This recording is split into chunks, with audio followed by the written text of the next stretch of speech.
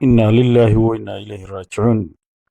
Ilaahay naxariistii jannaha ka waraabiyo suldaankii guud ee Somalilan Suldaan Maxamed Suldaan Cabdiqaadir Suldaan Cabdilaahi oo muddo dhowr iyo 40 sannadood ahaa suldaanka guud ee Somalilan.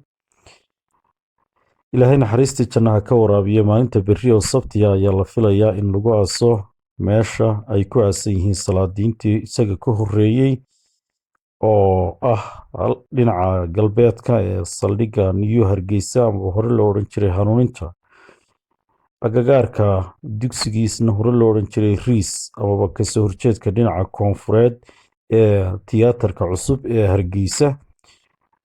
Ilaahay naxariistii jannaha ka waraabiyo Suldaan Maxamed waxaa geeridiisa laga dareemay guud ahaanba adduunka, gaar ahaana deegaamada kala duwan ee Soomaalidu degtay iyo inta ay ku nooshahayba.